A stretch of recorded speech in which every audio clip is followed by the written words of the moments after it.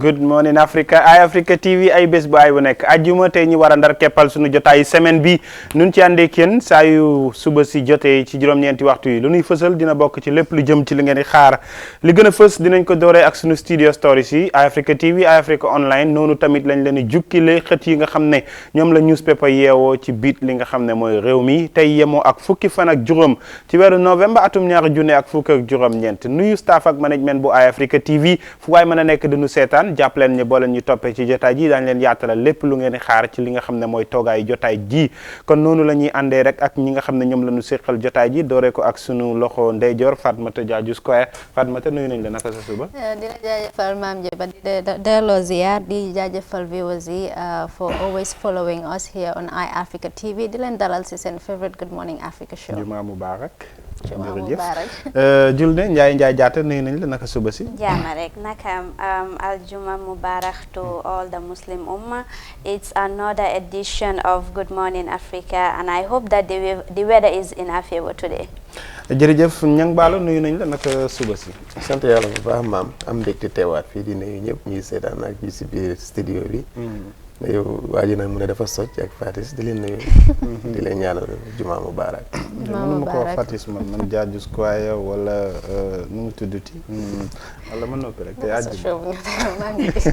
jërëjëf noonu la ñuy àndee kenn ci jotaay ji suba su nekk saa yu nu yeewoo ci li nga xam ne mooy toogaay bi comme li ngeen di xaar ci jotaay bii di seen Good Morning Africa yéen ñu nuy seetaan li gën a fës dinañ ko doore tey jii ak taxawaayu li nga xam ne mooy CRC mooy constitutional li nga xam ne mooy review jàpp nañ ne toogaay bu yaatu la woon waaye tey jii di ngeen ci déggee lu yaatu ci suñu biir jotaay noonu tamit ñi nga xam ne ñoom ñoo nekk Bright Stars mu nekk ndaw yi nga xam ne dana yëngatu ci wàllu comédie musique ñoom ñoo def li nga xam ne mooy press conference ndax ñu ngi waajal xew-xew bu am solo suba la loolu di am noonu tamit buñ ci jógee UDP ñoom expel nañ juróom-ñett ci ñi nga xam ne ñoom ñoo nekk seen National Assembly members yi loolu yëpp dinañ ko yaatal ci suñu biir story yi buñ ci jógee daanu ànd ak kenn ci suñu newspaper review Fatmata ñuy doore ko ak CRC. jërëjëf maam Jebi, as usual we begin with the studio stories first. Our first story, the highly anticipated new draft constitution will be published today at the Commission's headquarters in Kotu.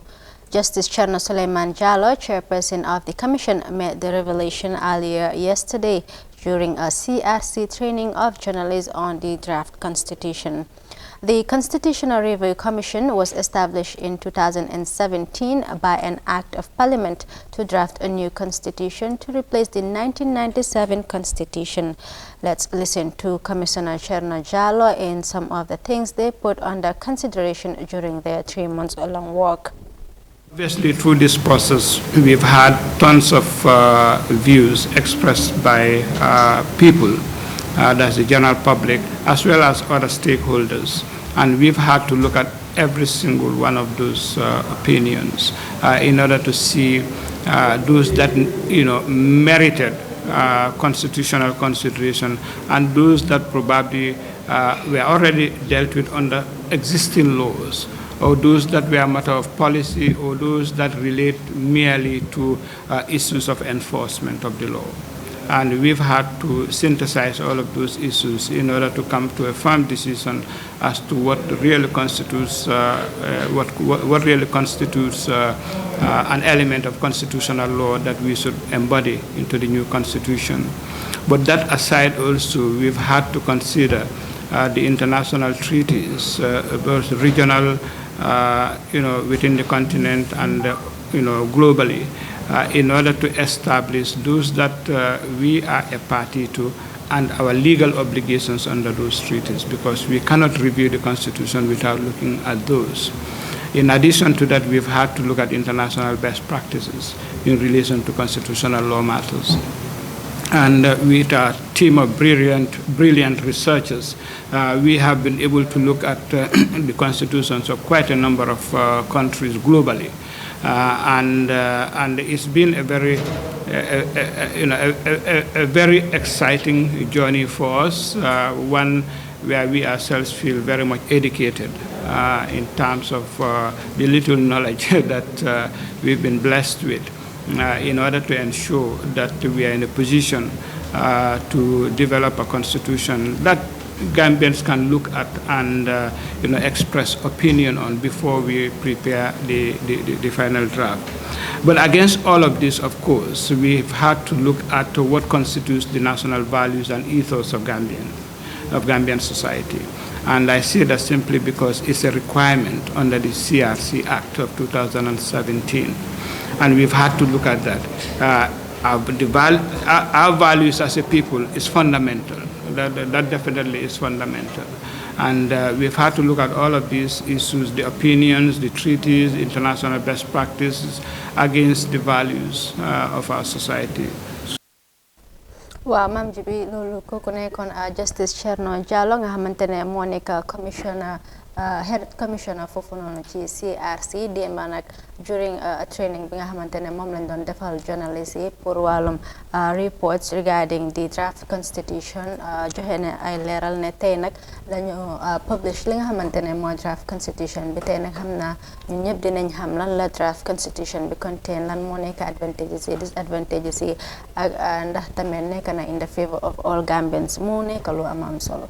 waaw nekk na lu am solo te liñ déggee ci moom xel mun na cee dal ndax mu ngi doon indi comparison of li nga xam ne moom moo nekk draft constitution buñ jàpp ne war koo taxawal wala war a tëggaat li nga xam ne moom moo nekk taxawaayu constitution bu fi nekkoon muy 1997 constitution bi dafa am lu bëri luñ war a méngale ak li nga xam ne mooy doxalinu ak yelleefu doomu aadama muy regional di global di li nga xam ne moom moo nekk worldwide ci li nga xam ne mooy ak yelleefu doomu aadama liñ ciy jàpp rek mooy ne segam tey lan war a génne draft constitution bi te buñ ko génnee ñi ci war a jot dinañ ci jot taskatu xibaar yi am nañ ci responsibility comme ñoom niñ woowe woon taskatu xibaar yi ngir tàggat leen ci naka la ñuy mun a def ba yeggee askan wi mébét bi nga xam ne ñoom commission bi moom lan am nguur gi ak li nga xam ne moom moo nekk réew mi loolu lañ am pour nit ñi mun a xam ne constitution dafa nekk lu am solo ci réew ndax moom moo nekk ponk bu nga xam ne moom la nit ñi mun a sukkandiku pour ñu jàpp ne seen ëllëg ci constitution bi lañ ko yaakaar ndax ak yelleefu doomu aadama ak démocratie nu muy doxee ci àdduna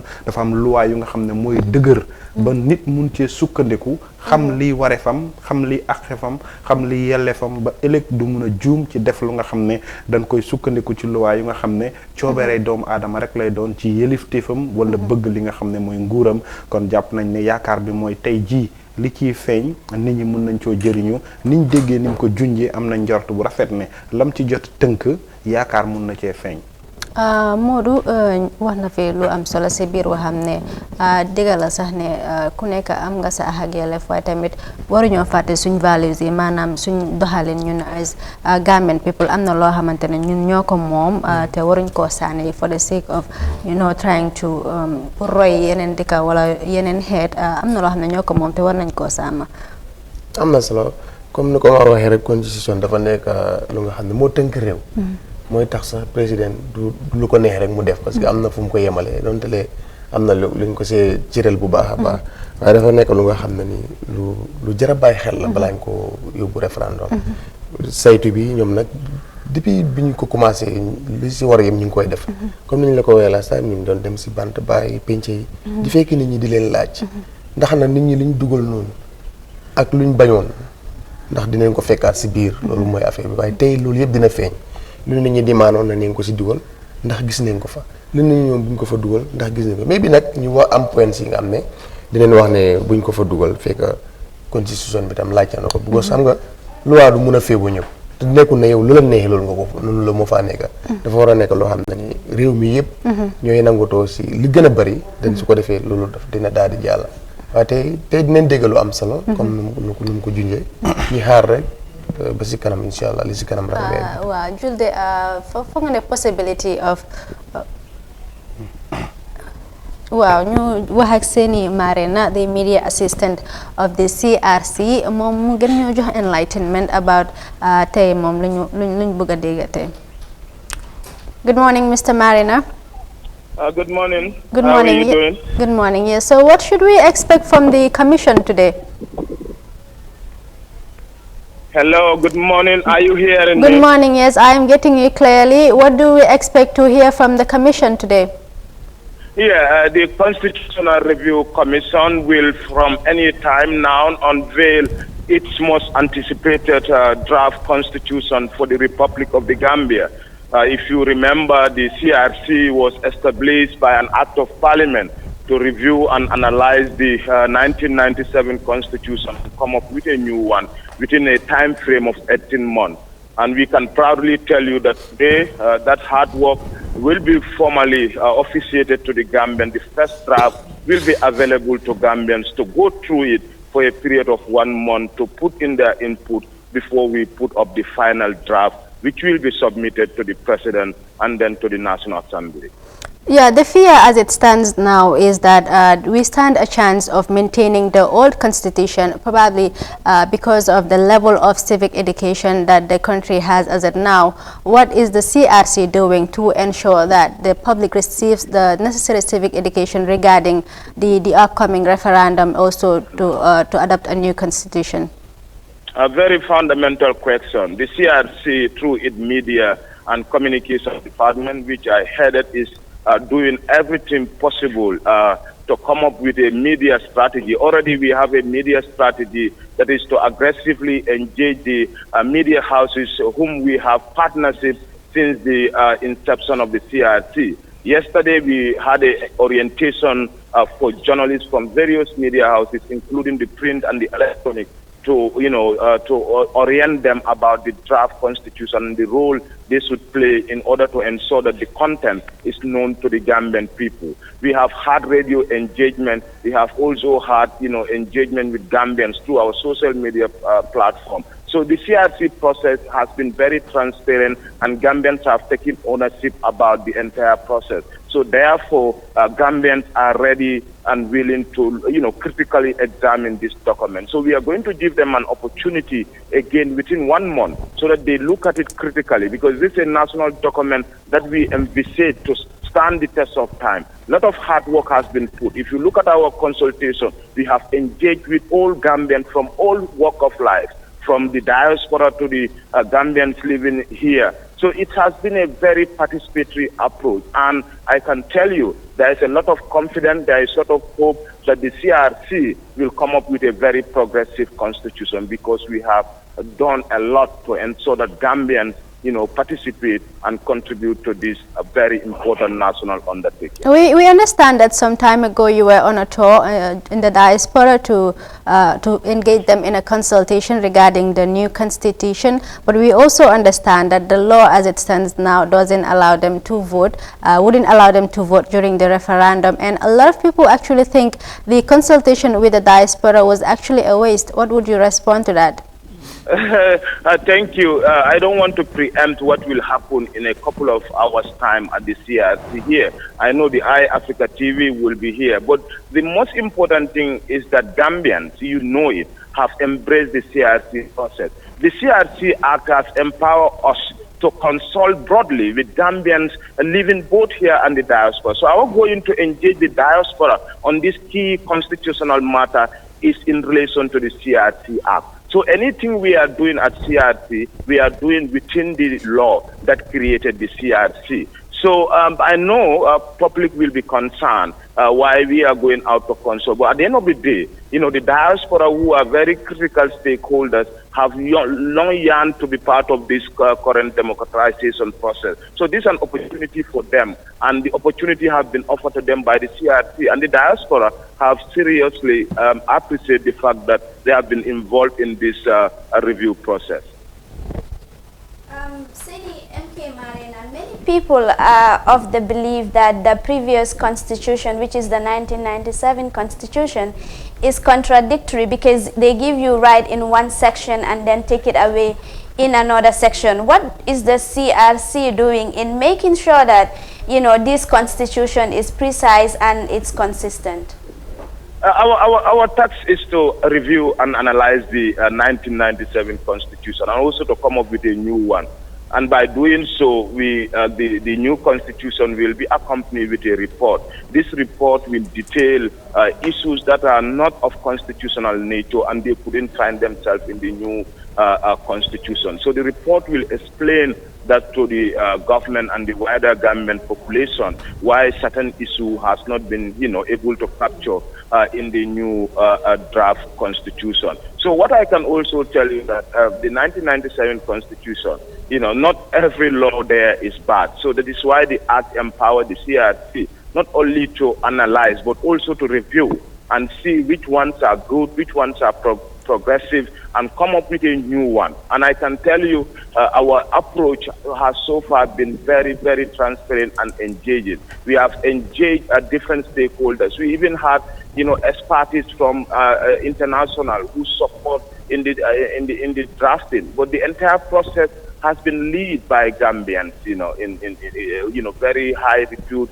Gambians who are serving as commissioners in the commission. So I will not preempt, but I know a lot of information you are asking will be unveiled today at the press conference. Finally, we believe that the Constitution normally it is having technical jargons, which words are very complicated for the ordinary people to understand.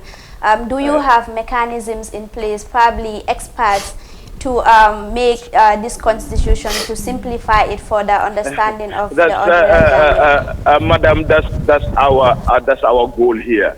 We want to make the language of the constitution as simple, concise, and clear to the understanding of an ordinary Gambian man.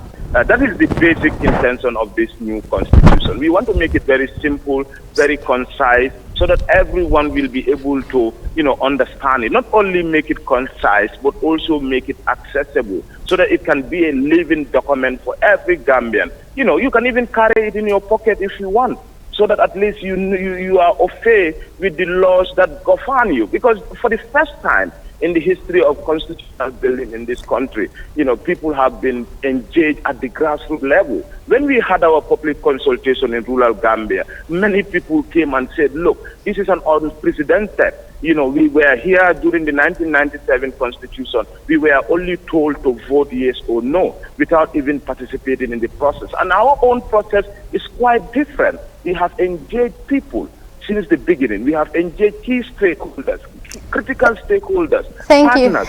Thank you, Mr. Marina. It was a lot of work that has been done at the CRC. Thank you, Mr. Marina. It was a pleasure to have you join us on our show and shed light on the matter. We really do appreciate it. Thank you. Pleasure is mine. Ma'am JP, that was Sini Marina, the media assistant for the Constitutional Review Commission. Mom nag wax na ay wax yu am solo yaakaar naa képp ko xam ne mu ngi follow Eye Africa TV at this moment xam naa bépp doubt yi nga xamante ne amoon nga ko with regards to the CRC fu mu ne nii moom fan naa xaw naa leer tuuti ba pare tamit dinañ leen indil tamit earlier press conference bu gaay di xool tamit dinañ si gën a am yaatal dinañ si indi development fii neen ci Eye Africa ngeen follow ñu live ñun moom comme as usual rek xibaar yi nu mu nekkee rek noonu lañ leen ko please don't miss the chance of having a broad enlightenment of the current development about the CRC. lu am solo la xel dal na ci niñ déggee ni ko Mr. Marina waxee sagam moom moo yore li nga xam ne mooy communication bi ci toogaayu CRC bi te lim jeexale rek mooy comme fi ko doon julde di laajee mooy ki nekk ci këram te xàmmewul naka ngay mën a def ba xamloo ko mu xàmmee li nga xam ne mooy téere bi nga xam ne moom moo ŋànkal luwaay réew mi ndax tey jullit bi pour ñu gëm sa imaan faaw nga xam ne alquran bi mooy sa téere nit ki tam nga nekk ci réew mi pour nga xam ne luwaay yi mooy doxal réew mi faaw nga xam constitution bi nga xam ne moom moo dooleel luwaay yi lan la tere ak lan la nangu segam moom wax na loolu waru garam la te yeggee woon nan askan wi xamale leen lan mooy mébét bi buñ demee ba mébét bi war a sotti war na noo dem nit di xam ne lii mooy taxawaay bi wax na ko ne gis nañ référendum bi fi amoon nit yi dañ dem rek vote yes or no nit ki nag nga dem voté waaw wala déet rek te xamoo lan moo nekk ci ginnaaw waaw bi xamoo lan moo nekk ci ginnaaw déet bi loolu dafa mel ni yëfi gumba la rek nga téye sa yet di làmbatu fooy dem te fekk warut a demee noonu kon ñoom tam war na noo fàggandiku ci loolu ba yeggee askan wi ñi xam lan moo wundu ci ginnaaw taxawaay bi ñu dëgmal ci référendum bi nga xam ne mooy tax nit ñi nangu ne constitution bi ñu war a ñëw am lii la ñuy jàpp ne moom moo nekk téere bu ñuy ŋànk ci wàllu loi. I think the CRC has a great work to do as at now. I think from this moment on they should fasten their seatbelt well to ensure that people are really enlightened about what the new constitution entails. If not, we risk the chance of having the old constitution stay, I fear. Yeah, That's a very important question, because that is why I even asked him that, because the purpose of this new constitution is to ensure that we don't have the old constitution. If the old constitution were perfect, we will not, even have the CRC in the first place. So it is very important as Gambians, we understand this, we take this as an utmost responsibility on us to make sure that we really come up and then voice our views, things that are affecting us and things that we don't want in the constitution to repeat itself, because the constitution is us, and it's very, very important that we understand what it means.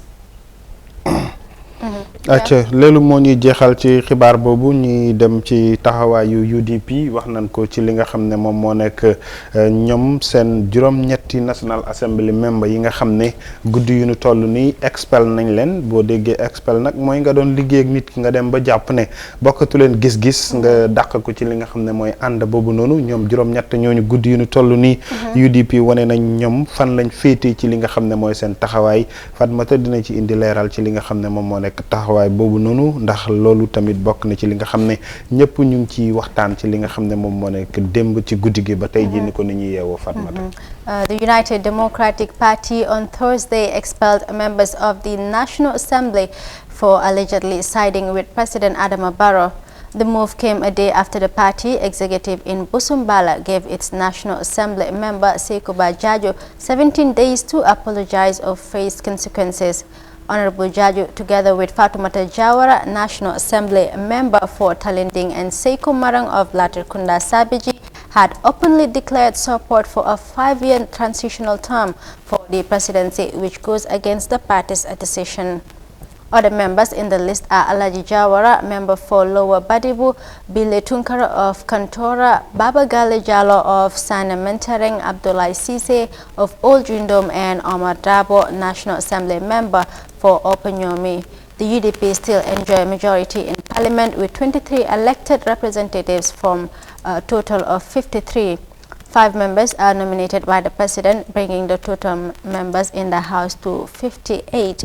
We have Kemo Sise on the line to give us an overview or enlighten us about the current expulsion of these members. Kemo Sise is the chairman of Busumbala constituency. Mr. Sise, good morning.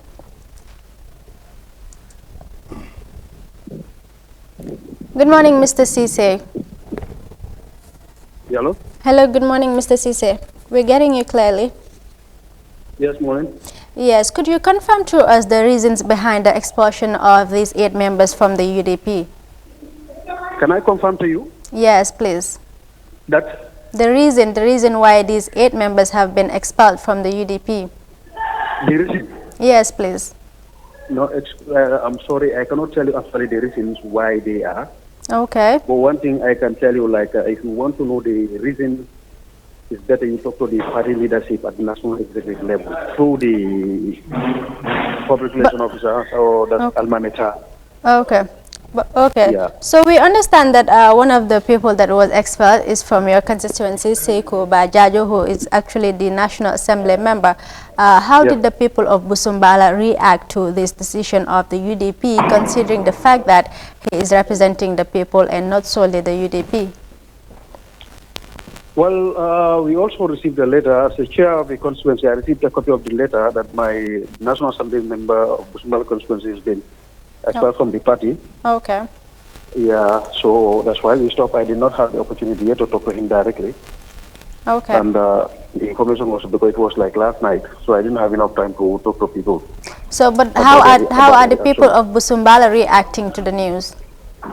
No, that's what I'm saying. As a chair, I did not have time yet to talk to my executive committee members all over the constituency, giving them the information of the letter I received last night. Again, the general public, the voters of this constituency, I know they got the information, but I'm yet to know their reactions. Okay. Okay, so UDP has been having... Before end of the day, if I close early, I will have a village round tour. Okay. To all the 12 villages, then definitely I will know what will be the reaction of my people. Okay. So we would appreciate if you could give us that development. Because to be honest, the letter was out last night, and it was late for me to go out at that time, so I didn't have enough time to talk to people about it. Okay, but don't you think it was right to consult the people as the chairman? Wouldn't it have been right to consult the people of Busumbala before such a decision was taken by the UDP? Yeah, I think there are concerns raised by some of the constituencies. I know my constituency, we have an issue with our National Assembly member. That was, your media house was at the press conference. Our reasons were given, and we're trying to see how best we can try and solve the problem. But the National Executive's decision is supreme, so we can't do anything against that. Okay. We are in line with the decision what comes from the National Executive. We cannot go against that decision. Okay, so recently the UDP has been having clashes with some of its members. Don't you think this will affect your membership? Whether this will affect our membership? Yes. In which way? If obviously, if these people go and some of them knowing that they are National Assembly members and some of their supporters were UDP members, don't you think they would drag some other members along while they exit the party? Politics in general is add and subtract. Someone goes, others coming in. It's possible United Democratic Party, when we are working now, but more people are coming in the party. We are definitely interested in all the votes. We don't want to lose a single vote, but in certain circumstances, we have to take the bull by the horn and move ahead. So all what is necessary now is all members of the party to work very hard and ensure the gaps are already closed. So for me, at my constituency level, it's not a threat to me. Thank you very much, Mr. Cisse. We really appreciate your time and thanks for joining us. I'm sure we would get a hold of you to give us the recent developments about the reactions of the people of your constituency regarding Seku Bajaju. Thank you very much. Thank you. Mam Jibi koko nekon Kimo Cisse mom nak moy chairman e Busumbala constituency te xam nañ ne ki nga xamantene moy Seku Bajaju bokk ci juroom ñetta ñu expert from the UDP ci constituency am la neka man ko don laaj nak reaction yi wa Busumbala waye dafa melni mënut ci jox leral parce que mu ne jotuta am interaction ak ñi nga xamantene moy wa Busumbala laaj na ko tamit da it wasn't right pour rek tamit jémona diso ak ñi nga xamantene ñoy wa dëkk bi nga xamantene ñoo ñu la Seku di represent ci National Assembly before di leen expel mu ne nag affaire si passé na level am fu mu nekk ni xanaa kay suñu waxtaanoon ak ki nga xamante ne mooy di leader of the party na one of the executives dinañ si doon gën a am leeral as to naka la decision bi ñëwee ak yooyu seen gis-gis please. waaw gën a jege gën a yeey te ñun jàpp nañ ni moo gën a jege Seku Ba muñ dàq ndax moom mooy chairman bi kële moom moo nekk National Assembly member bi ñoom ñoo dëkk te wax na ko ci fan yi ñu weesu gis nañ press conference bi amoon te ñoom askanu fi nga xam ne mooy Busumbala ñoom ñoo woote press conference te moom loolu dara ump ko ci tey buñ jàppee ne mu ngi am lu muy nëbb ci yëf yi ndax loolu rek lañ mën a jàpp lii dafa ne fàng kenn duñ ko giix ndax parti bi ñoo jël seen dogal wane nañ expel nañ leen chairman bi munta wax ne am na lu ko ci ump gaaka ne xej na li muy bëgg rek mooy nettali ci làmmiñu borom ma ndax parti bi ñoo jël dogal bi ñoom ñoo dàq wala ñoom ñoo expel ñii ci biir li nga xam ne mooy taxawaay biñ jàpp ne ñoom seen gis-gis ak gis-gisu ndaw yi wuute nañ ci li nga xam ne mooy doxalin ndaw yi ci pencum ndaw yi réew mi la nekk waaye flag wala ticket UDP lañ demee ci bërëb boobu noonu buñ demee ba jàpp ne depuis coow li ñi gis ne lii amul mbetteel ci ñu bari mooy ñoom bañ defee seen press conference wane ne njiitu réew mi na continuer ànd ci diggé yi nga xam ne defoon na ko ak coalition bi mooy trier si bu jotee mu resign boobu la coow li ruuma ndaat bi di continuer ba tey jii dégg ne dàq nañ juróom-ñetti National Assembly ñoom ci seen biir ak yu jëm ci yooyu waaye liñ ciy wax rek mooy comme wax na ne parti bi ak exécutif bi ñoom ñoo gën a yeey pour wax ci jàpp nañ ne Africa TV dinañ ci def exact dañ def suñ kéemtalaay kàttan ba am sources information yi nga xam ne ñoom mën nañoo sukkandiku ci li tax ñi ne lii moo tax ñi dàq leen waaye liñ mën a jàpp rek ci guddi yuñ toll mooy wuute nañ gis-gis ñii fii lañ féete ñële fële lañ féete moo waral lii nekk dogal bu tegu ci kaw ndaw yi nga xam ne ñoom lañ expel wala ñoom ndaw yooyu seen bopp tam dinañ def seen suñ kéemtalaay kàttan ba déggee ci ñoom tam buñ déggee ci ñoom daañ explain ñu xool fan lay wanante di mujjee gëtam waaye jàpp nañ ne sëy la woon te guddi yu ñu toll ne fay am na ci ndax dinañ tas wala duñ tas foofu la ñuy xaar Julde, what is your reaction please? This one, it's really complicated because we can't preempt here. He did say that he heard the news lately. But one thing he made clear is he is actually in support of the UDP, in their decision. So, which I think it's very important here. Now that we will go to the people later, but one fundamental thing that I believe that should be known to everybody is that he made his stand. That is, he is in support of the decision made by the UDP, and now it's left to the Gambians to decide whether, as a National Assembly member, to support.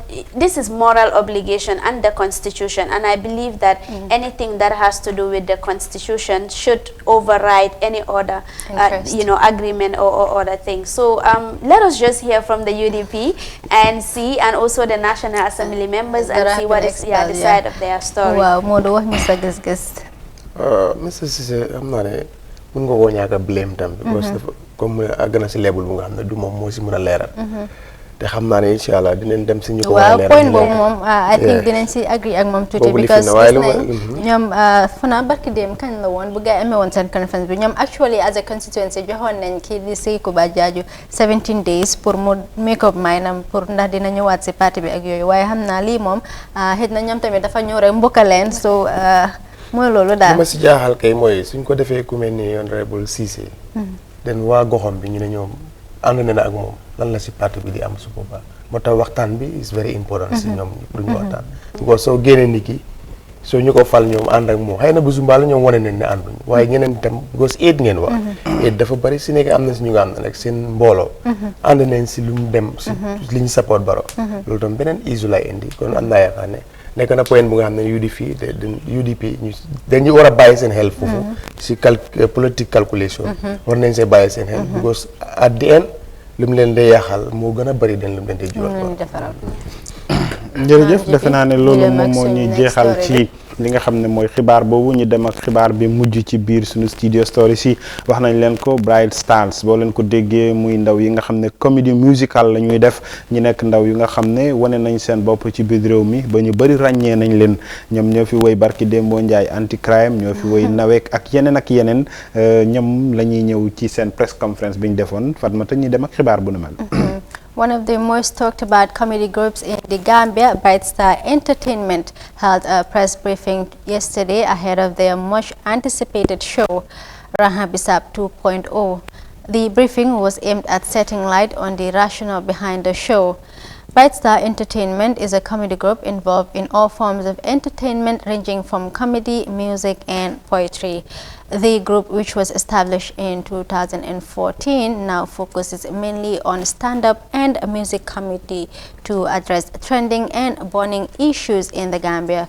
The aim of this year's show, according to the manager of the entertainment group, is to end the rising tribalism in the country and promote peace. We have more in this report.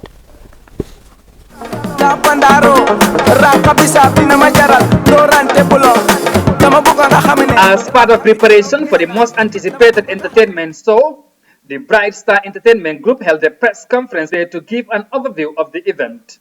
The show, which will take place on 16 November, will feature standing and music comedy to promote peace in the Gambia and initiate dialogue. Speaking to journalists, the manager of the group, Mod Aliu Jallo, said the idea behind this year's show is to end the rising tribalism in the Gambia, saying regardless of ethnicity, we all have a common ownership of the country. The idea, as he mentioned, is to give back to the Gambian population the power of comedy, the power of music, in rejuvenating, in ensuring that we come back as one people, see the Gambia as Gambia, not as Gambians or Gambias. So this is the central idea, and then we believe that the Bright Stars Entertainment will continue doing this effort to bring in the people together. Coming to the Bright Stars Entertainment itself, since its establishment, we had a wide range. That is why we call it edutainment.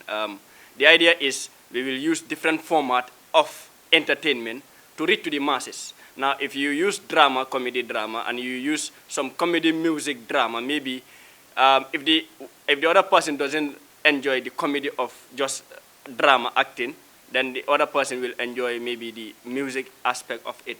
So that is the central idea. That is why we are trying to be as diverse as possible to reach to the masses. Pamodu Yafa, one of the comedians, gave a rationale behind organizing the show yearly with the same name, Raha Bisab. So repeating the same name, Raha Bisab, doesn't mean we're going to bring the same concept or the same form of entertaining the masses. Raha Bisab is a name that will come every year. It's a branch of a show under the umbrella of Bright Stars Entertainment that we will organize every year, Raha Bisab, but choosing different topics, bonding issues, and then the list goes on. This year's Raha Bisab theme is centered on Mariama, mentioned in legendary songs, and then it will go a long way also in highlighting youth entrepreneurship. It will talk about tribalism, it will talk about what we call confusion, and then bring solution to it. The Bright Star Entertainment Group was established in 2014 with the youngsters aimed at creating an identity for themselves through comedy. Reporting for Africa News, I am Amadou Kante. November 16.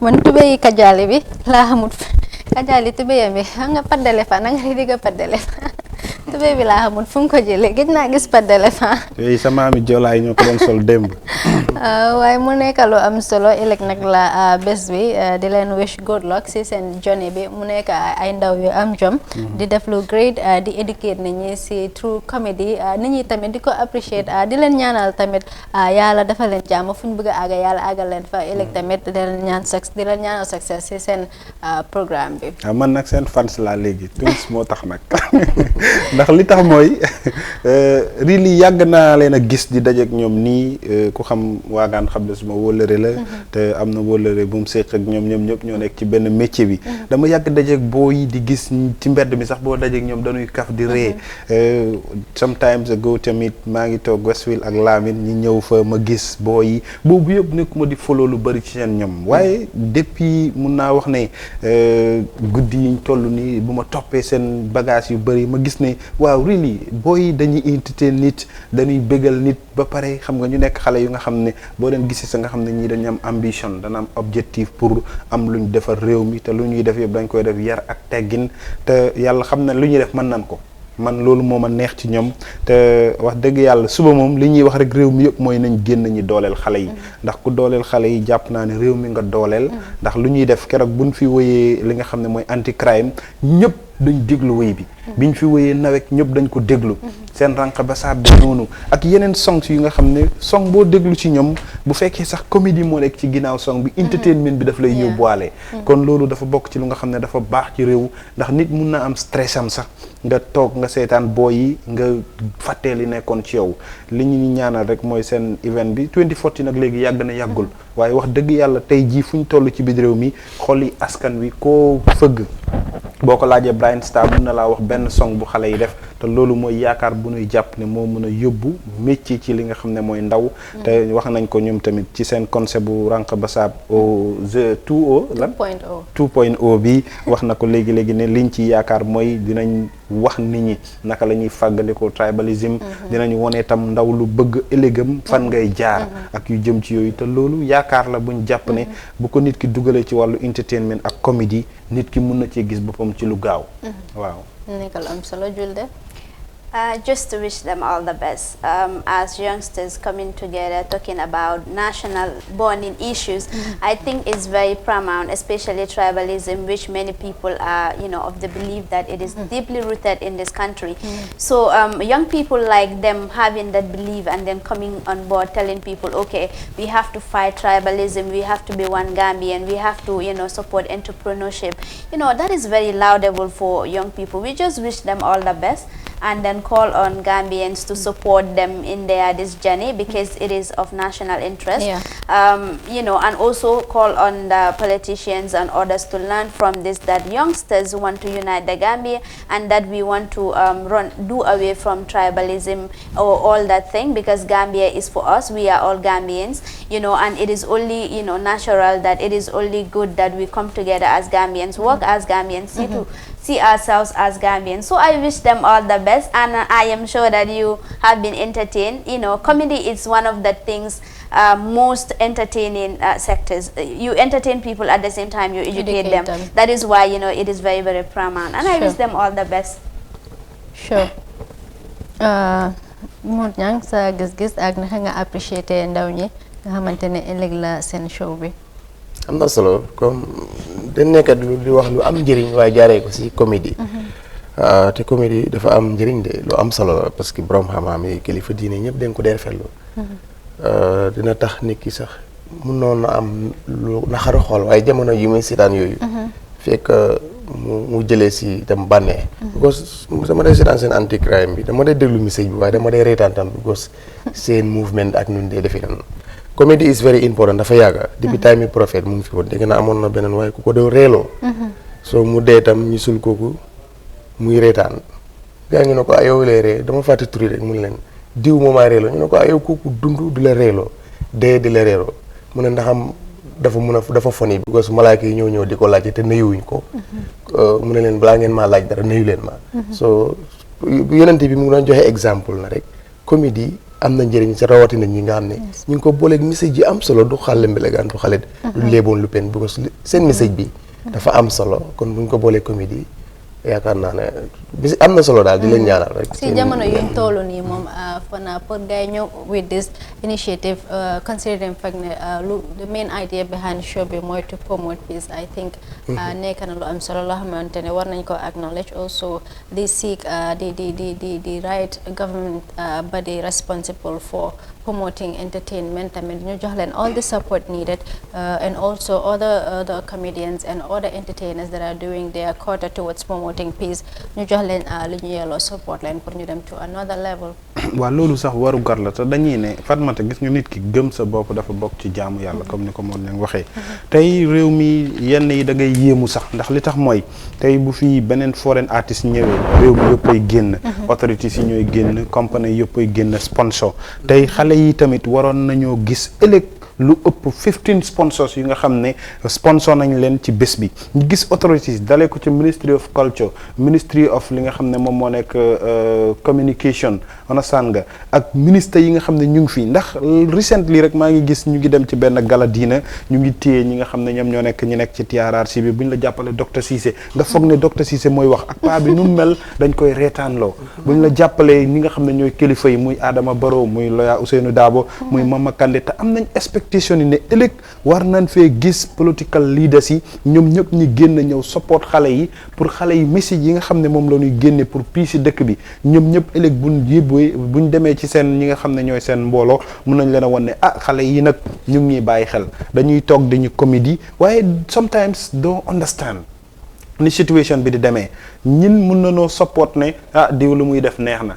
tàccu la ñuy def ku nekk toog këram kenn du génne poosam dooleel leen kenn du dem fekkee la ci seen bés te loolu feebar la bu nga xam ne réew mi dañ koy dund waaye ëllëg war nañoo dàqal lu mel noonu ndax gis nañ ne recently lu mel noonu gis nañ ko ci xale yi te mag ñi ñoo ko war a door mag ñi ñoom ñoo ko war a mottali li tax mooy boo xoolee li nga xam ne moom moo nekk comme niñ ko fi waxee rek ST feesal na Independence Stadium Baye Bab kii nu mu tudd Big Fa dem na fa gisul mu ngi fay waaj a dem ëllëg Bright Star tamit war na noo wonee lu nga xam ne fiñ oote dafay fees ba ku ñëw doo dugg Wally bu fi ñëwee nit ñi dañuy feesal Youssou Ndour bu fi ñëwee dañ koy feesal ñii tamit yelleef ak boobu lañ leen war a jox ba ëllëg bu programme bi weesoo ñoom ñëpp ñu xam ne liñ ñuy def réew mi yëg nañu ko Fatmata waaw support luñ moom am na solo trop netu réew mi waaw feebar la Gambie moom aka ñoo mën a promote luñ moom waaye luñ moom ñëppay toog ñu ne français bi mu ne nekk croiser les bras loolu aka ñoo ko mën si luñ moom ngay am because say seetaan télévision si léegi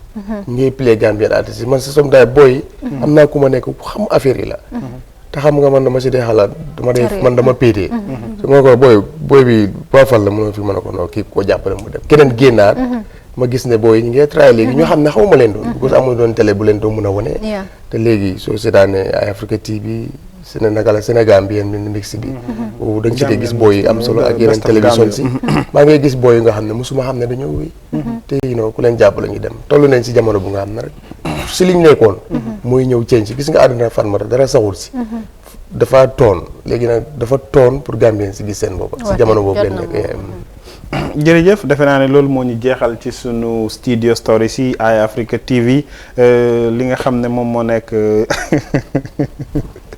ci taxawaay bi ñu doon ànd ak yéen ci suñu studio stories yi comme ni ñuy ànd ak yéen ci jotaay ji saa su nekk xam ngeen nag tey àjjuma la yaatal bi day am ci jotaay ji comme ni ñu koy defee ak yéen ñi ci biti duñu bàyyi xel mun ngeen a gën a yaatal li nga xam ne moom moo nekk topp bi ak Africa TV ci lépp lu jëm ci li ngeen taataan ci li ñu leen jot a fësalal léegi la ñuy ñëw ànd ak li nga xam ne moom moo nekk bàkk bi buñ ci jógee moo ñuy dugal ci suñu newspaper review Julde Njaay moo ñuy fësalal xët yi nga xam ne moom la newspaper yeewoo waaye gàcce ngaalamal ñu ko dooleel muy waa Star GSM seeni màkkaan ñu ngi ci biir réew mi boo demee ca Tabakoto di nga leen fa fekk boo demee Latrikunda ci li nga xam ne mooy Talinding Marsera di nga leen fa fekk boo demee ci fi nga xam ne mooy opposite OJ Johnson seen màkkaan ñi nga fa mobile accessories la ñuy jaay flat screen yu baax ak li nga xam ne moom moo nekk ay satellite ak yu nu mel boo leen xoolee noonu ci screen bi di ngeen gis li nga xam ne moom moo nekk seen number téléphone yi pour ngeen mën a jokkoo ak Star GSM ñu yombalal leen lépp loo leen bëgg ci li nga xam ne mooy jumtuwaay téléphone ñu dem ànd ak bàkk bi dellu si moo ñuy dugal ci suñu newspaper review léegi-léegi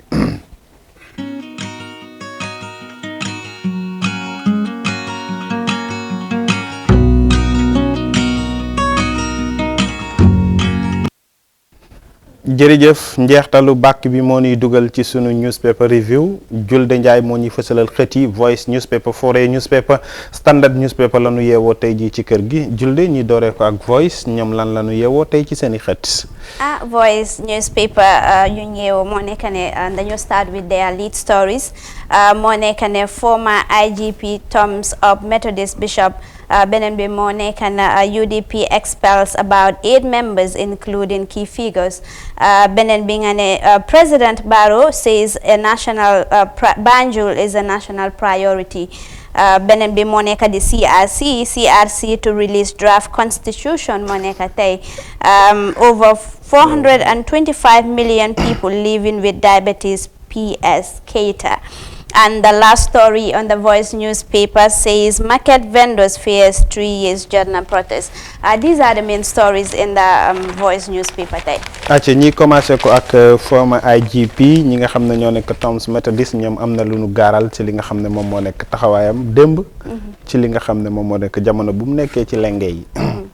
The Voice newspaper, the main headline there is former Inspector General of Police and Sabaji aka Jesus has stormed up the Bishop of Methodist Church in the Gambia for standing up by the truth despite the prevailing circumstances on the former president Yaya Jammeh. And Sabaji appeared before the Truth, Reconciliation and Reparations Commission on Wednesday to testify about Jammeh's witchcraft campaign and he and Sabaji subsequent arrest and detention. The former IGP said it was only Hannah Caroline Fall, Methodist bishop, who confronted the former Gambian dictator Yaya Jammeh with the truth. He praised the Methodist bishop for standing by Gambians and the truth during the political impasse in 2016. Mamjibi, this is the first headline in the Voice newspaper. Former IGP and Sabaji Modern praise Methodist Bishop because Mom Dafa Chi Mune, according to him, Mom Moneka the only person who stand up against the former president Yahya Jammeh. waaw loolu yëpp imaan la ak gëm-gëm tey bu ko dëggalee ci soxna si mu ngi ko doon def démb te diineem la gëmoon ne jàppoon njiiti réew mi fi nekkoon lam doon def àndul woon ak loi ba moom mu taxaw won ko ne ko li ngay def àndul ak yoon àndul ak àq ak yelleefu doomu aadama tey bu demee ba kooku jóge fi keneen ku ko jege woon bokkoon ci ñi gënoon a am nomboy tànk ci takk der yi taxaw tey di dëggal li nga xam ne moom la soxna si defoon kon dañuy wax rek soxna si ne ko ñu ngi koy gëm ne lépp lu nga xam ne defoon na ko ci dëgg ji nga xam ne moom la doon wax ci njiitu réew mi lu nuy xaar ci imaanam la ak diineem ba ëllëg tamit bu mu soppi li nga xam ne moom moo nekk doxalinam mu dëggalaat ay kàddum bu gisee lu àndul ak yoon na ko gaaral nit ñi mun koo naw ci li nga xam ne mooy waxi démb. For this, many people are of the belief that, or are alleging that, our Gambian imams and, of course, bishops and pastors have not been doing their role as expected. That is why Jammeh is who he is. Do you think this is anything to go by? I wouldn't say necessarily so. We all knew the circumstances at the time, and few religious leaders also have stood up to preach against his practice, but we've seen what was done to them, and we've seen the torture that was meted to them, the likes of Imam Babali and the likes of Baseku. So I wouldn't agree with those that said the religious leaders didn't do much because we all knew the circumstances, and it is not something that you just wake up and do to confront the ex-president Jammeh. We all know what he was like, and I think Esa Baji also clarified this in his testimony yesterday. With regards to the lady, I think he deserves a thumb. She deserves a thumb up, and as Mam JB said, mu continue rek di good work, mu continue déggu si kàddoom si su ko defee tamit dinañ ko xool as a legend ëllëg su fi nekkutee sa dina fi bàyyi a legacy yal na ko yàlla yéexal. Well, am na solo comme ni nga ko waxee rek waaye fu ma bëggoon ñëw Fatis ñëw na fa. It's not only kooku rek moo doon wax. ñu bëri wax nañ xanaa moom dara def ko si fekkut loolu la utee ak ñooñu waaye comme ñum néem. waaye keneen ak keneen mun naa wax ñeneen ñu nga xam ne. ñu ngi ko doon wax dëgg. te gën koo wax dëgg sax comme ni ko ndaw si doon defee. te mu jut fenn waaye nit la woon koo xam ne. da nga doon wax rek waaye wax bi du doon am njëriñ. so loolu moo si tayal loon kilifa diine yi bëri. waaye am na ñu si amoon taxawaay bu am solo ñoo xam ne mun ngaa niim diw ak diw amoon na si taxawaay. te wax na ko foo xam ne nii moom dina ko dégg bu ko waxee ko si biir néegam. mbooloo ñooy taxaw mu wax ko fa. kon loolu système bi dinañ ko jaajëfal waxoon na ko dara fekkul ko si. waaye am na ñeneen ñi ko wax dara fekkul leen si. am na ñeneen ñi ko wax jëlee si coono bu dul jee. kon religion li da si defoon nañ si seen taxawaay waaye dafa nekkul lu nga am na nii. daanaka amatoon njëriñ nga wax ko amul njëriñ parce que wax bi lu doon njëriñ soo ko waxee nga gis risol waaye soo ko waxee amul risol ba pare wala nga wax ko jëlee si torox loolu tam dafa métti woon loolu. ok jërëjëf ñu dem ak beneen xibaar bi julde ci li nga xam ne moom moo nekk over 400 and li nga xam ne moom moo nekk 25 nit yi nga xam ne jamono bi lii di diabetes mu ngi leen sonal ci li nga xam ne moom moo nekk taxawaay bu nu mel. The other story on the Voice newspaper, of course, says over 425 million people living with diabetes. PS Keita, Karamba Keita, Permanent Secretary at the Ministry of Health, has disclosed that over 425 people are currently living with diabetes, noting that diabetes was responsible for 4 million deaths in 2017. He made these remarks on Thursday at the commemoration of the World Diabetes Day organized by Gambia Diabetes Association with the Ministry of Health in Gamtel Monument. Bii nag moo nekk diabetes mu nekk figo boo xam ne dafa doy waar 425 is a huge figo ñoo xam ne people are suffering with this diabetes. Diabetes moom temps yi dafa bëri ndax ñun ñëpp suñ waajur yi ak ñi nga xam ne ñoom ñoo nekk suñuy jege ñaale mën na wax ne soo demee ci biir kër yi di nga ko fa fekk. feebar bi mu ngi leen sonal ci li nga xam ne moom moo nekk diabetes ñu bëri tey boo gisee ñu ngi dagg seen tànk yi dañ lay won ne feebar bi moom moo ko indi ak yu jëm ci yooyu waaye nag lii comme ni nga ko waxee nombre bi dafa xaay ñu ngi ñaan yàlla tamit ñi nga xam ne dal na leen yëpp yàlla na ko suñu borom teggi muy saafara ci ñoom ci jàngoro boobu li nga xam ne tamit moom moo koy indi nañ ci dox Ministry of Health ak ñi nga xam ne ñoom ñoo yore wér-gu-yaramu askan wi ñi xool saafara yu ñu ci mën a jël ba feebar bi ñu xaw a wàññi li nga xam ne mooy bariwaay bi ndax ñu bari ñu ko amee dañ leen di wan ne rek lii moo koy wàññi waaye li koy faj yombatul. waaye man nag moom xam naa man nit ñi seen bopp lay waxal ku nekk tamit fanaa sa life sa responsabilité la sa wér-gu-yaram as well ku nekk na nga def sa matuwaay ba nga xamante ne sa wér-gu-yaram nga safeguard ko because moo nekk the most important thing about it soo ko amul doo mën a def dara soo demee si docteur mu prescribe la li jëlal your medication as required su la waxee ne bàyyi lii pour sa diabetes bi mën a wàññeeku na nga ko bàyyi because léegi lu si gën a yéeme mooy du mag gi rek ko am nga gis xale yu ndaw recently sax ñun ñu ngi si Loston suñ benn cousin xale bu ndaw mu ngi doon def mu ngi just in grade 12 and diabetes la amoon mu ngi ko doon sonal and dafa end up losing her life which is very sad so na nit ñi moytu tamit ñu xoolal la ñu jëfandikoo xam nañ ne sukur bu bëri is part of the things yu ko dee cause ñu moytu dégg la xam naa poli moom dañ bëgg a lekk bu neex waaye tamit in poli soo meew lan xam soo ak meew sukar sonaluñu man nombre mu ne nga def 400 ñaata 25 te Gambien ñaata 1 point waxuñ Gambian I think it's global di woor Gambia aguñ foofu sant yàlla man dama tiitoon foog na loolu yëpp si réew mi la sax waaye sant yàlla comme ni ko Fatimata waxee lu am solo la waaye comme fagaru daal moo gën faju ñi fagaru si docteur système gën see yee nit ñi si lu koy indi feebar bu nga xam ne nii moom bu la xasee daal man gisaguma ku si wér ba dellu noo menoon gisaguma ko da nga yàqu already garab yi wàññi rek lay def waaye gisuma faj kon nag léegi li si des kay mooy nen gën a ee nit ñi ñu moytu lu koy indi te loolu buñ si sonn di xamal nit ñi loolu rek mooy ñu fàggandiko wala acca ñu dem ak la story bi ci Voice newspaper li ñu desee ci waxtu nag ñu ngi woon ne bareetul moo nekk taxawaayu market vendors yi ñoom jàpp nañ ne 3 years jot na protest bi nga xam ne ñu ngi koy wax mu ngi leen indil gàllankoor julde Market vendors itam wax nañ si 3 years jot na bi and the headline is market vendors fears 3 years jot na protest. Serekunda market vendors on Thursday expressed concerns on the proposed protest to be organized by 3 years jot na, meaning 3 years reach, on the impact that might affect their business. Speaking to Momodu Jallo, a businessman at Serekunda Market, says 3 years Jodna terrified so many vendors to an extent that some of them have stopped importing stuffs and are trying to empty their shops for the safety of the business. Mind you, this is serious. It's ranging from artists, market vendors, floriculturists. Legi fum nekani market vendors itami ñu ngi plan to empty their shops for the anticipation of the 3 years jotna. Yeah, to me is safe tamit buñ demee ba Gambia Press Union di ut ay live protest ak yooyu noonu tamit businessman yi tamit yàlla ñoom tamit war na noo jël seen matuwaay ndax non xam nga xel du jëriñ lu du xalaat waaw nga xalaat lu correct nag Gambia Press Union ñoom dañ joxe ay live jacket waaye waxuñ specifically pour exactly waaw even though léegi fan mata xel du jëriñ lu du xalaat affaire si dafa tombé rek waaw kon tombé mooy waral ay gàpp ñun dañ ñam am na luñ fi ñam 26 ñam nañ ko fi ba pare so what is the problème ñu war a jël fiti nit ñi yóbbu leen si olof mu ne tombé mooy waral ay gaaf léegi nag du nguur ñi ci marché waaye nguur gi moom moo dara léegi lan moo tax ñuy ragallu askan bi ba borom biti gi di empty seen shop ñi ci marché bi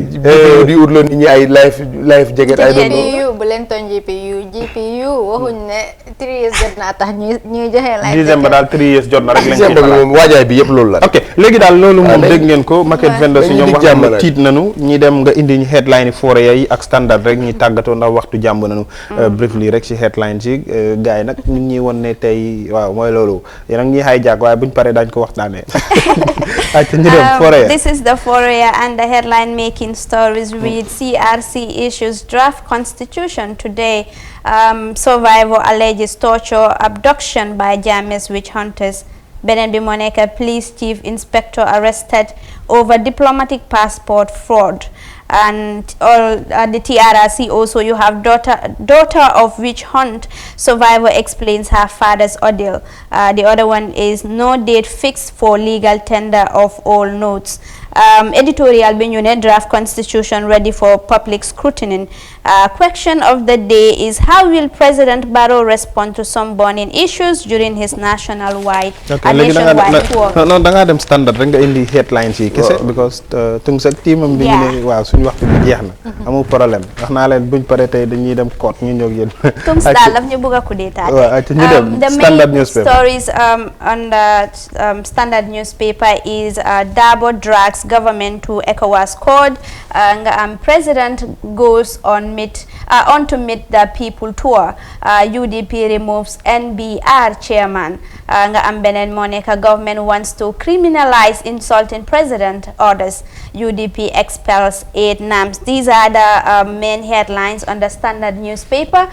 You can go and grab a copy for more details on this standard. Dara ñu meñu discuss bobu nonu criminalize. Criminalize, that's very important, honestly. I'm sorry boy, xol bi léegi mu ngi standard bu ko dee read day change views. Xol baa ngi standard ba léegi de. Jël read day change voice. Ok, léegi riital criminalize bi rek. Gaay ñu ne 1 minute moo la dese. 30 seconds you read it. No problem. On Tuesday, 2nd December 2019, Justice Minister Abubakar Tambiedu is expected to lay before the National Assembly a bill to amend the current criminal code. According to a draft bill made available to this paper, the government is proposing to criminalize insulting the president, ministers, and the National Assembly members and others, as well as their parents.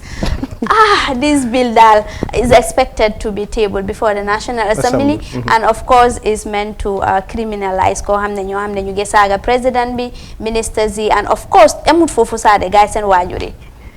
waaw lu ñuy wax ci loolu rek loi la waaye tamit nag nañ xam ne tamit ku yore lu nit ñi yëpp yaakaar ne yaa ko jiite mun ngaa wuteeg nit ñi gis-gis waaye nag wax dëgg yàlla tamit wax ju teggi ne yaakaare wuñ ko ci nit mu koy teg ci njiitam ak li nga xam ne moom moo nekk buur waaw loolu moom nii laa def di la déglu pour man nag xam naa ne a lot of people are actually criticizing the minister as of now due to this, but nit ñi dañu war a understand there's a difference between saaga ak nga criticize constructively. So amee sa concern dangaa jóg nga criticize the government bi jël ko mu mun a move forward, but doesn't mean ne dangaa saaga santi koo xamante ne mun nañoo wax ne sa su passé lifin sa yàlla moo ko lifin because njiit moom yëfi yàlla la understand mooy waaw fu mu ne ni daal sa président mooy sa kilifa siro, so it doesn't tell right pour nga saaga ko the ministers also ba si seen waajur yi. That is so different from criticizing. Ku am sa opinion na nga jóg nga criticize nga wax ko nga dem si any outlet was sa concern,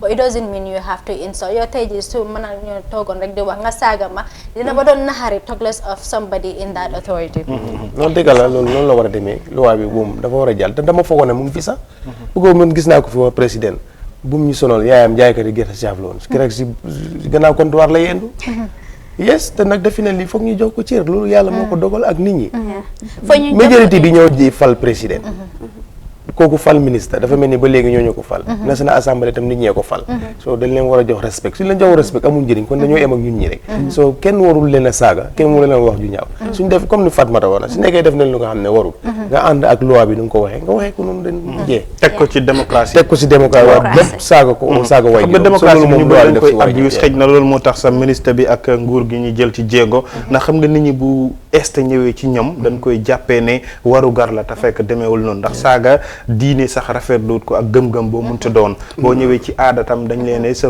kilifa da nga koy cëral te njiitu réew ak ministre ak national assembly members yëpp kilifa lañ ci li nga xam ne moom moo nekk la ñu yore kon loolu jàpp nañ teg loi bi ña ngi ñi bàyyi la rek nga tàggatoo waxtu jàmm nañu waaw am mbégte bu baax di gërëm naka la Ndiaye Julde Ndiaye yaa ngi yow na ba léegi mënuloo xam sama tur ok non moom GPU la xam ne di gërëm Julde di gërëm Fatmata maam jërë jaajëfalaat itam gërëm tam ñi si machine bi ñoom tam ñoo tax ñu gars yi di dégg ak di gis de waaye mayee nga njëkkee bu njëkk de amu benn problème di yàlla ñu fekk waaw di announce formally nag dañ ma may premier njëkkee si luy war a xew si lu yaagut di kontaan inchallah kontaan trop waaw waa technical waa tungs moo xam na lu ma wax maam ji bi xam naa ko waaye jërë ngeen jëf di leen dig daje ba next week kontaan trop pour jàkkaarloo ak yéen kontaan trop tamit pour share ak yéen plateforme bi it's always a pleasure. maam Sala tamit jërëjëf maam ji bi I think I will close on this criminal insult business because it's important that people know what constitutes an insult. Bringing a law that is so controversial ñu ngi wax ne this is an insult, this is not an insult. For now people should be vigilant to see, look at all the corners and see. But it's bye-bye from me till we come your Monday. Man, it's already weekend. ok sant ak gërëm da leen ñeel jaajëfal ñëpp ñu ñuy bàyyi xel xam ngeen ne Mawludu Nabi samedi bu nu génn la waaye buñ ne Mawludu Nabi gàmmawaat tam am na ñu koy wootee Medina Baye samedi la suba incha allah Njaasaan tam samedi la suba kon ñoom tam ñu ngi leen di ñaanal ñay dem ci gàmmawaat bi yàlla na suñu borom delloo si leen ci jàmm ak salaam juddub sang bi la ñuy màggal ba tey ndax weer bi moo am solo bu nu mel Pape Diouf président bu xarañ famille ñu ngi koy wish happy birthday moom tam tey lay màggal bési juddum ñu ngi koy wish happy belated birthday grand Pape ci li nga xam ne mooy sa bési juddu jërë ngeen jëf ci li nga xam ne moom moo nekkoon ànd bi ak seen jotaay Good Morning Africa fii ci Africa TV altine ak jàmm dinañ dellu si waaye ngeen topp di seetaan Africa TV ak programme yu ñu leen di indil lépp lu jëm ci li nga xam ne mooy taxawaay bi ëllëg ranka bisaab ñun ñëpp ñu nga fa gars yi bu leen ko mbóote benn yoon ñun ñëpp ëllëg ranka bisaab 2.0 ok jërëjëf waaw jërëjëf ñoo far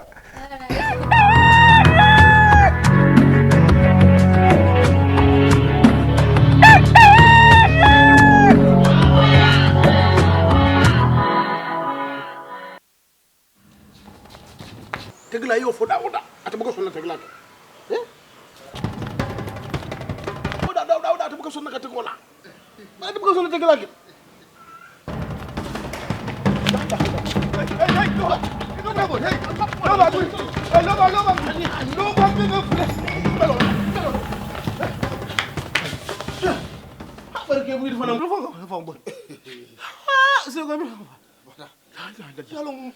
Ngo Gambia be tulo be lori menna kabiri sanjuma ima moyno sila moy waton be wala kono yalong ñi on the 23 November ñi 2019 sang memba kono te gisul men ka den kilo la men ka fo jalika isi mo nyamano wala be dulum basoto la independence bara ayeto nyama ku changama wala bi bari kam men foto nyama ha ñing gisuli kam men maji rek ay denkilo non dum Gambia fango le tam dum Gambia no le tam so ko men ngel non kabin ka to foko ina Gambia be nga findi nga stadium mo fandite wallahi surwal ka fo men nako so baye sa anda bo dem fe ka fo borom so ñunu bi su ñu mun to la andal wallahi ñu mun andal nga tanga stadium mo fandite 23 November 2019 stadium mo to ndo den datula ko mat bekatale ke bare kula ndafa ma de la bari ndam ko li ñaw yalo hay bal bi ya